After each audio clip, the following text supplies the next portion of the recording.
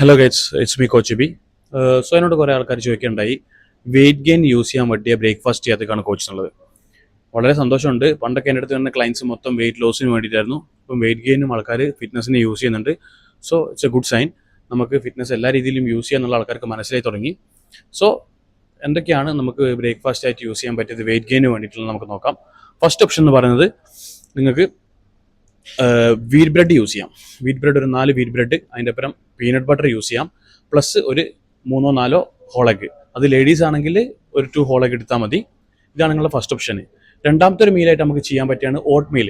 Overnight soak ചെയ്ത് വെച്ചിട്ട് skimmed മിൽക്കിൽ നിങ്ങൾക്ക് എത്ര ക്വാണ്ടിറ്റി കഴിക്കാൻ പറ്റുമോ ആ ഒരു രീതിയിൽ ഒരു വെയിറ്റ് ഗെയിൻ ആകുമ്പോൾ നിങ്ങൾക്കൊരു 50 to 60 ഗ്രാം ഓഫ് ഓട്സ് വെച്ചിട്ട് അതിൽ നട്ട്സും ഫ്രൂട്ട്സൊക്കെ ആഡ് ചെയ്തിട്ട് നിങ്ങൾക്ക് ഒരു ഓവർനൈറ്റ് സോക്ക് ഓട്സ് ഉണ്ടാക്കുന്നതാണ്. മൂന്നാമത്തെ ഓപ്ഷനാണ് നിങ്ങൾക്ക് ഒരു സ്മൂത്തി ചെയ്യാം. ഒരു ഹൈ കാലറി സ്മൂത്തി, ഒരു 1000 കാലറിയോളം വരുന്ന സ്മൂത്തി നമുക്ക് ചെയ്യാൻ പറ്റുന്നതാണ്.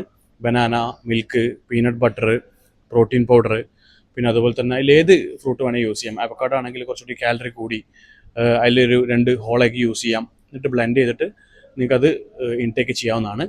പിന്നെ നിങ്ങൾക്കൊരു നാലാമത്തെ ഓപ്ഷനായിട്ട് നമുക്ക് വീട്ടിലൊക്കെ തന്നെ ചെയ്തെടുക്കാൻ പറ്റിയ ചപ്പാത്തി, ഒരു 4 ചപ്പാത്തി, അതിൻ്റെ അപ്പുറം ഒരു 3 or 4 എഗ്സ്, അഗൈൻ ഞാൻ പറഞ്ഞ പോലെ തന്നെ എഗ്സും യൂസ് ചെയ്തിട്ട് നിങ്ങൾക്ക് ബ്രേക്ക്ഫാസ്റ്റ് പ്ലാൻ ചെയ്യാവുന്നതാണ്.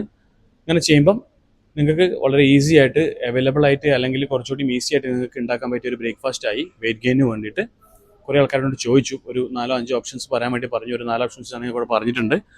സോ മാക്സിമം നിങ്ങളുടെ കാലറി ഇൻടേക്ക് കൂട്ടുക. ഒരു വെയിറ്റ് ഗെയിൻ ചെയ്യുന്ന സമയത്ത് നമ്മൾ പ്രത്യേകം ശ്രദ്ധിക്കേണ്ടത് ഒരു 3 hours ഗ്യാപ്പാണ് നമ്മുടെ ഈച്ച് മീൽ ഉണ്ടാവാൻ പാടുള്ളൂ. അതിൻ്റെ മുകളിലേക്ക് പോകണ്ട.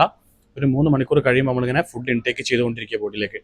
ഓക്കെ, ഒരുപാട് വലിച്ചു വരി കഴിക്കണമെന്നില്ല. ഒരു സ്മോൾ മീലായിട്ട് അല്ലെങ്കിൽ ഒരു ചെറിയ പോർഷനായിട്ട് നിങ്ങൾ കഴിച്ചുകൊണ്ടിരിക്കുക. Okay, so it's me coach B signing of.